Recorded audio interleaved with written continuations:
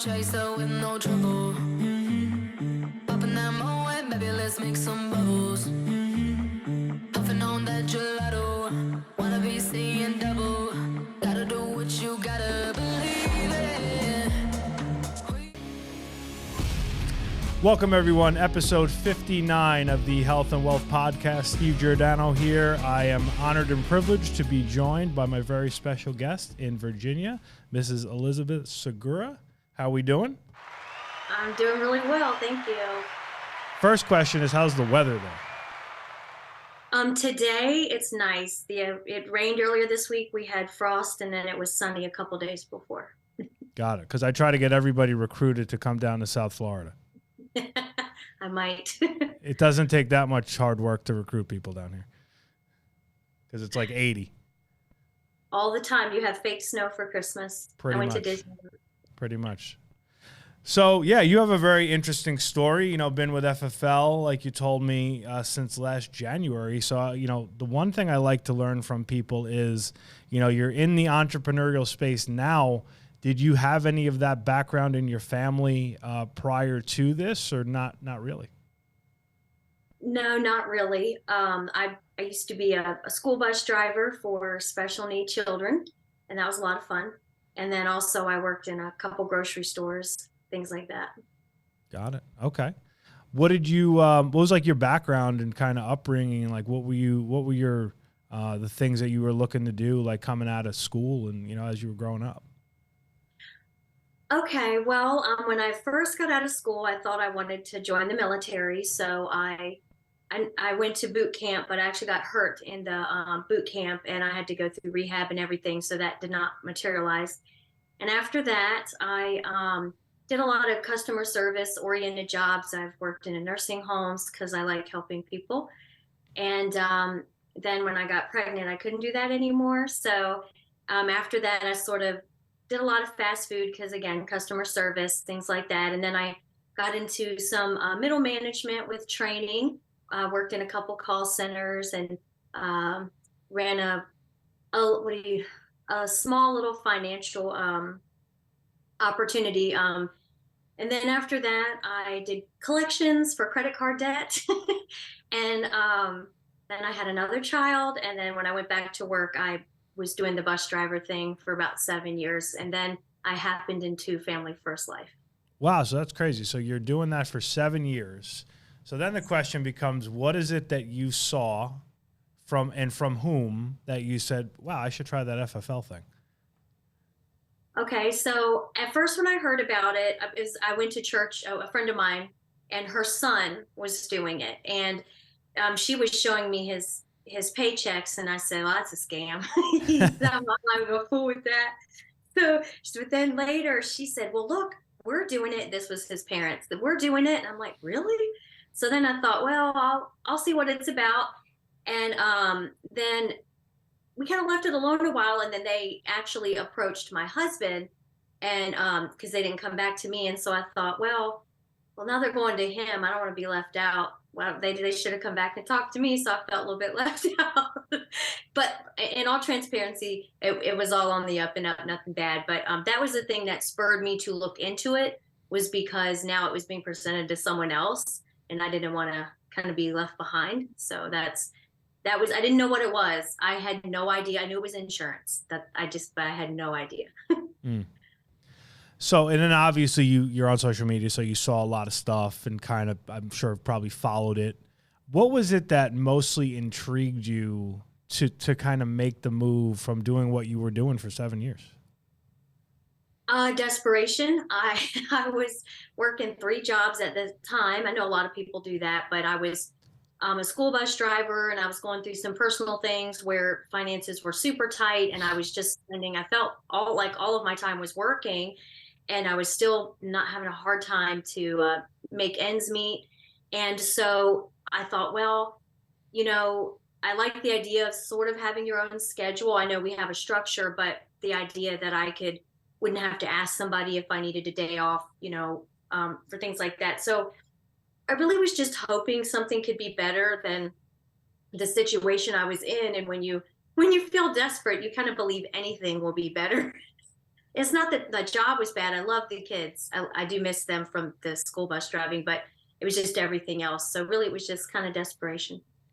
I love that though, because to me, sometimes desperation and the circumstances in life are what take you to making a move. Whereas a lot of times, if you're comfortable and you're kind of just like getting by, whatever, you don't make the move. So I love that. And there's a lot of people in this company that stem from that. So I think it's a good thing. It's like, the Lord doesn't give you anything that you can't handle type of a deal, right? And he puts things in front of you and then he's like, well, you better run with it. And clearly you did. Yeah. So now, as you, like, from a timeline perspective, from when you see the opportunity, decide you're going to make the move, go take the test and get licensed, to like when you wrote your first policy, like what was that time window?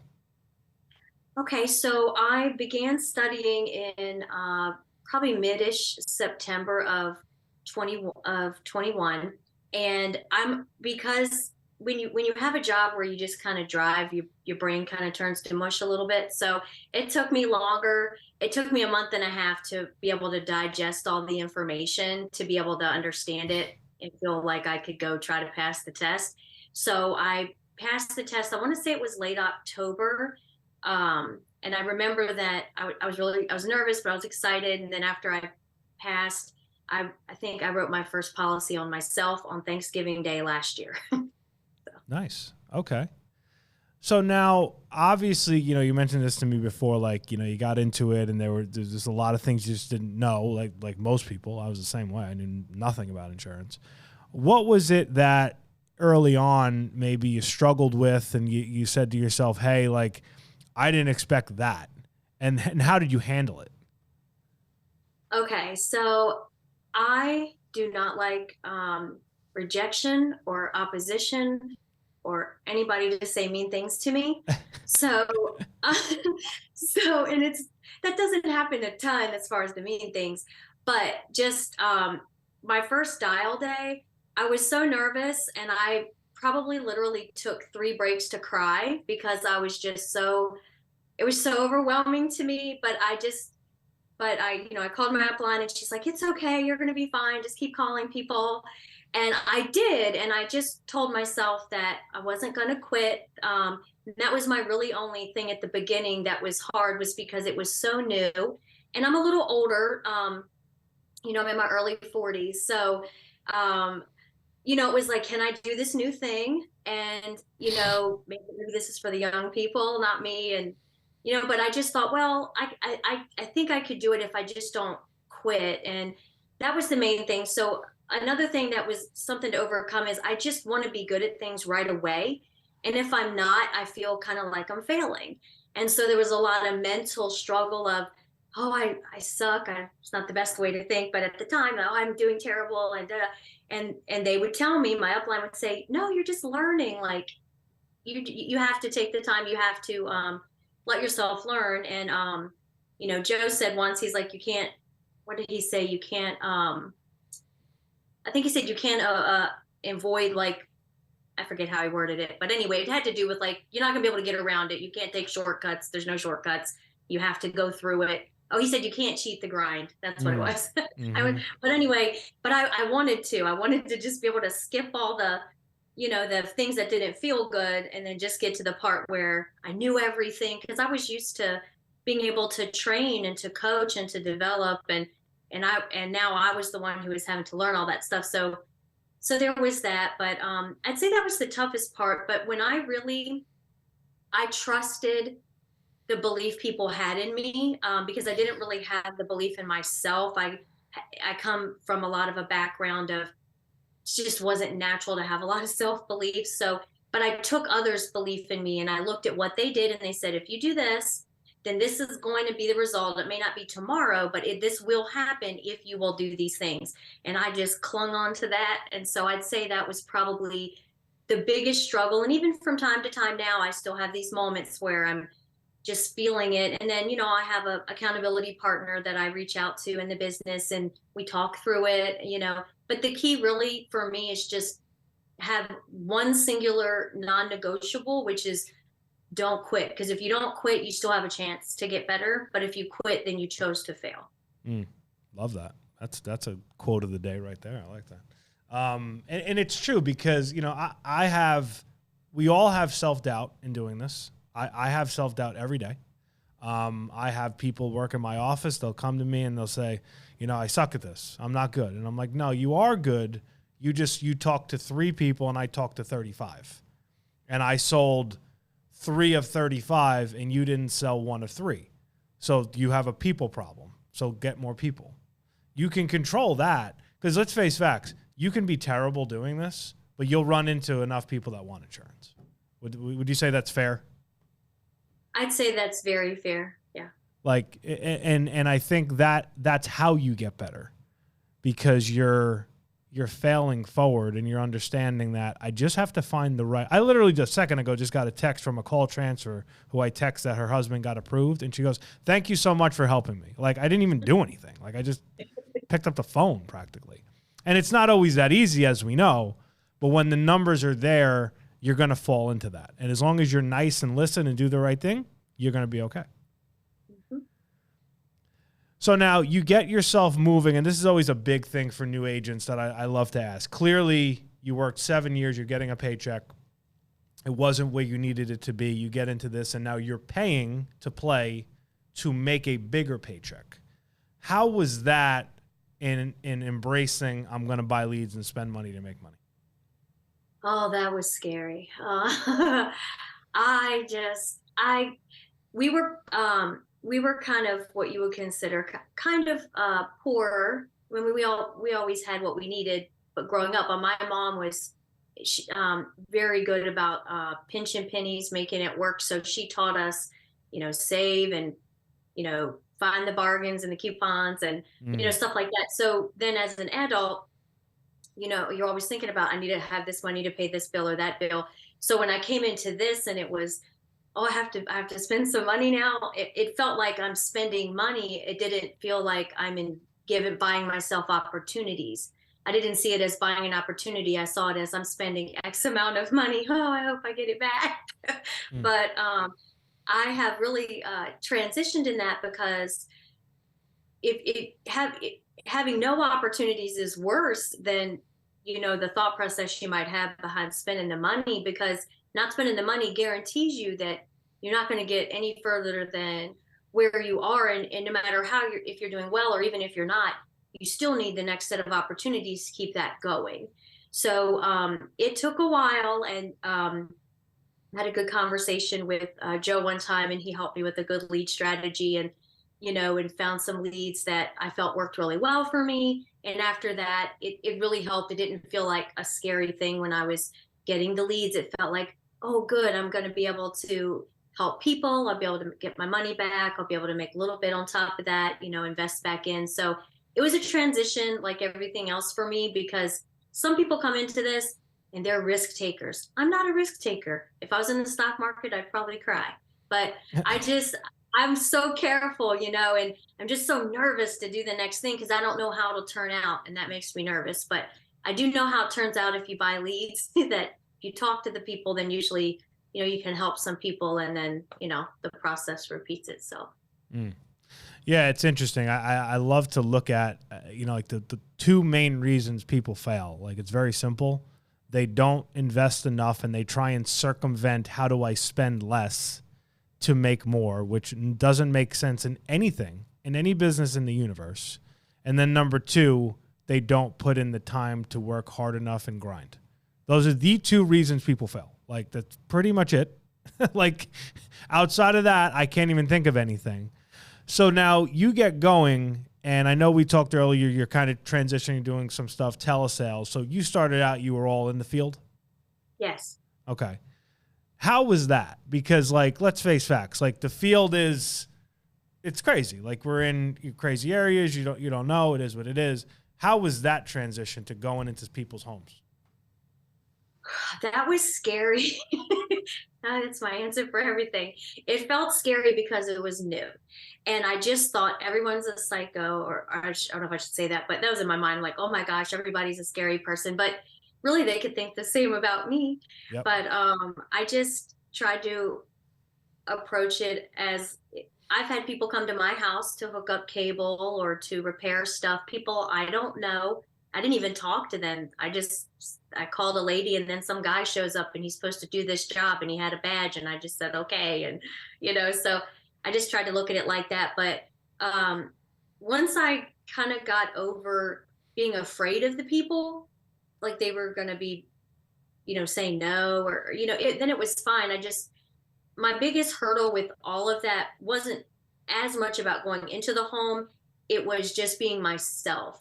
Because I thought, well, I need to be like this person, that person, and da da da da da, so I can, make what they're making or do what they're doing. So once I learned to take the ideas of what they were saying, but be myself, things really started to go much better for me because I wasn't having only to manage the knowledge gap. If you try to be someone else, now you're trying to be an actress or an actor on top of this knowledge gap. And it's just, I don't know, it's just not a good combination. But if you can manage having some knowledge, but then just being yourself, you're only having to manage one thing. So that really helped. And then just having more appointments, seeing more people. I was getting better, but I wasn't a great closer because I was very timid and I was nervous to ask or propel it forward or say the things that you need to say to help people feel comfortable making a decision. And I want to think about it or this and that. But then I learned rather than asking, how do you overcome an objection? It's how do you not get that objection to begin with? Mm-hmm. And so that really helped as well. Then I just started, the more confidence I had in me, the more I didn't mind going to their house or helping them, and they didn't seem scary. Yeah. And I want to break down some numbers here, looking at your year, because you're coming up on a year, and kind of throw it out there to new people, right? So you're going to write this year or protect, 200 and how many families? Right, probably about 230-ish. Okay, so 230. What would you say on average you spend a month in leads? I probably average a month, you said, probably 4,000 to 5,000 a month. Okay, so yeah, and sometimes it's between. When I was in the field, it was slightly less, but in the telesales, I do a little bit more. It fluctuates just depending on the leads I'm getting. Sure. So let's say now you're going to spend 60,000 for leads. Now, and to equate it to everybody, and tell me if you're not comfortable answering this, would you say that in your driving the bus, did you make that in your salary for the year, or did you make less? No. You made less. Okay. Now, the reason I'm saying that is because when you're playing big to make big, you're spent it's a different mentality, right? Like I literally spend in leads double the income that I made in my, I used to make about 100,000. I spend, I think double that, right? Yeah. Well, not double, but whatever it is. I spend about 2,500. So whatever that number is. But my point is now, if you spend 60 and you're going to write 230, and then let's equate 20% chargeback, you made over 150 grand, give or take, right? In income. And now you're writing off 60,000 in leads and gas and tolls and business expenses, right? So think about that for a minute. It's pretty mind-blowing. I remember the first month that I made in a month what I used to make in a year, and it was very exciting. It's crazy. To really think about that, and yeah, with my breakdown, I spend 120,000 in leads in a year, and I 10x my money because I write over $1 million. So what's scarier? Me not spending 120,000 in leads? I always think that what's the alternative? Go back to what I was doing, and I really don't want to do that. Right. So. I always like to say my worst day here is better than my best day at any other job I've ever had in my life. Yeah, that's fair. Right? So now when you really start breaking it down and you start thinking bigger picture, now you're coming up on a year. You mentioned to me earlier, you've started kind of recruiting, got a little bit of a team going. What's your vision in kind of what you see in everybody building agencies? When you see that, what does that mean to you, and what is it you're trying to do with that? Well, I don't know a whole lot about it because I haven't. I just have a couple people that are with me, but I always have liked the idea of helping and coaching and training people, and that's why I like doing insurance because I can help them, help people get protection. But I really would like to have an agency, with people who really care about people as much as I do, and who their, their passion would propel them forward, and not just because they thought that they could earn a lot of money, but just because they really did want to help people. So for me, it's more about really helping people and just not treating them as a number or as a profit, but really investing into people, whether it's an agent or someone I'm sitting with or on the phone with. And that's really just how I view people in general. Yeah. And how have you been leveraging, because I see, some of your stuff on social media. How do you leverage now social media to share? Because I'm assuming probably those three people are probably warm market people that are with you, right? Yes. Okay. I had some others, but they're still working on things. So, Sure. I get it. but So you're kind of leveraging your social media to communicate to people what you do, and people are now reaching out. yes, actually, yes. And that's the coolest thing about this, because like, how many people on social media are we all friends with that are literally sitting in the same position we were, desperate? I was desperate. And they're like looking for the next thing in an economy right now that is going through the ringer. Yes. I'm very thankful. A lot of times, even I'll go to the grocery store, and I'm just thankful that I don't have to worry about what I'm buying, and I don't take it for granted that I don't that rising gas prices and food prices and these different things. It's not something that I'm struggling, because at least with this, even if I could just try to work harder, write some more business. At your 9 to 5, you're only going to get what you're going to get. You know. Very good point. There's no upward mobility. There's no, you hit the ceiling. Like they're only going to pay the bus driver so much. Like this is the way it is. What are some things for new agents, maybe hiccups you had early on, that you would give advice to and say, hey, I did this and hit this pothole. Don't do this. Do this. Okay, so probably this wasn't a bad thing, but it was something that, although it helped some, if I hadn't done it, probably things would have been better for me. I was just so scared to be on the phones that I just, as quickly as I could earn the money to be able to pay someone else to do it for me, I did that because I didn't like the idea that everything was on me. So I had someone, I hired a service to help, and they did book some appointments, and I did run them, and I did, help some families that way. But the overhead of paying that when it wasn't for the right reasons, um, didn't end up being a good investment for me. Mm-hmm. So, you know, there's nothing wrong with doing that. If it's just that I think the reasons behind why you do things are important. So that would be something I would avoid. Like, just if you can learn to really maybe even like the phones, or I don't mind the phones now. At first, I was afraid of it, but now I don't mind it because I've learned how to approach it. If it's an older lead, I just, hey, I'm following up, or if it's a new lead, hey, I just got this, want to take care of you. So rather than being generic, or that's what the using someone else's words sometimes doesn't work for you. But I think just that was like a financial move that I would have, looking back, I would have either waited or done it differently or did some more investigating before I chose the people whom they worked for that I chose to do that. So that would be one thing. Two would be, don't, I always want to jump on the next big thing. I'm not a risk taker, but if someone says, oh, this vendor or that vendor, without even vetting it or anything, okay, and Right. sometimes that doesn't work out well, and Yep. you lose that way. So if you hear of a new lead source, ask someone else, hey, ask your group, have y'all heard of this? What are the, have you had a good return on it?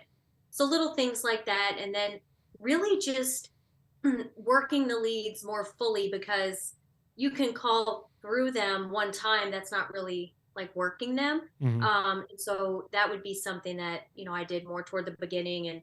But when you get leads and you actually work them the way that they're supposed to be, you find that you'll hit a lot more people and you'll be able to help them. And also, setting goals that aren't just, um, I guess, dollar figure makes you feel like you have success. Having activity oriented goals, like, oh, I dialed this many times today, okay, I accomplished this. Or having things you can feel successful at, that aren't just tied to if you were able to help a family that day. Because you will have days, even if you're the best, you're not going to help a family and you try really hard. Then you have other days where you barely try and it falls in your lap. So, um, and just keeping an open mind and not trying not to take it personal, and just soaking up and absorbing absolutely as much training and coaching as you can get, but then applying it, Mm. because you don't want to just be a knowledge vacuum. Like, you have to use it. If you don't, you're wasting their time and your time, and you're fooling yourself. Yes. So There's a lot of knowledge vacuum people out there. There are. It's like convention I was going to talk about with you. So did you go to convention last year? I did. I had yes. I had a really good convention story. It was great. Okay. So you go to convention and right around after you just started, how did that impact you? And like, how did you do coming out of convention in, that February, March, April timeframe? Okay, so convention really, really, it totally changed my mindset of this. It Up until that point, 100% of the minutes that were FFL related, I felt like I was an imposter, like I didn't belong here, I wasn't good enough. Just, there was nothing anyone could say to me that would make me feel differently. Now, I was going through the motions, calling, doing what you're supposed to do, but I was just so ready to. I just thought I would fail. So then when I went to convention, I have a little, like, do you have like 1 minute for a story with that? I do. Okay. So the really neatest thing happened at convention. I was soaking in all the knowledge. I was overwhelmed with how it felt like every speaker was talking to me. I mean, everyone. And I was taking notes, made personal recordings of it so I could refer back to it. I was just, I don't know, I was a knowledge vacuum that weekend.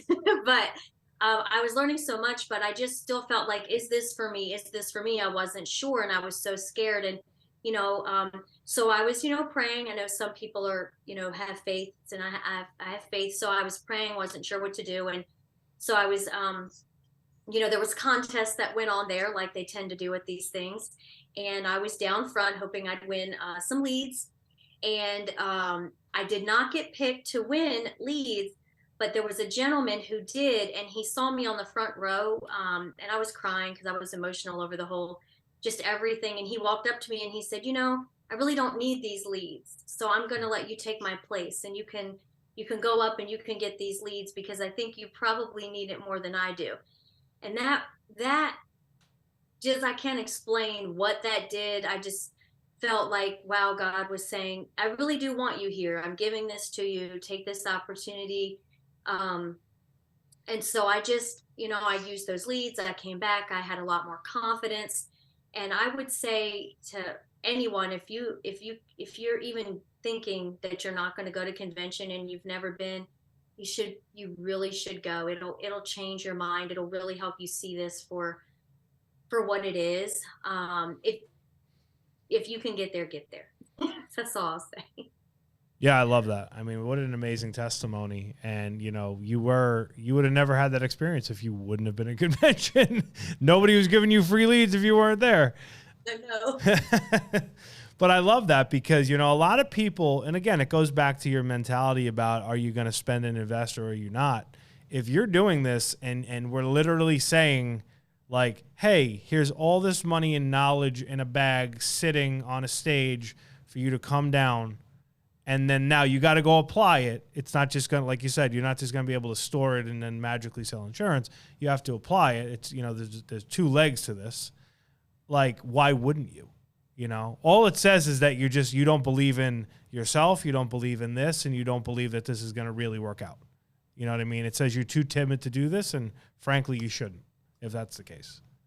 I think anyone who's willing to try, they can do well at this. You just have to follow the process. And if you can, I guess it's like anything else. You have to be taught first, and then you just have to have faith in it and do it.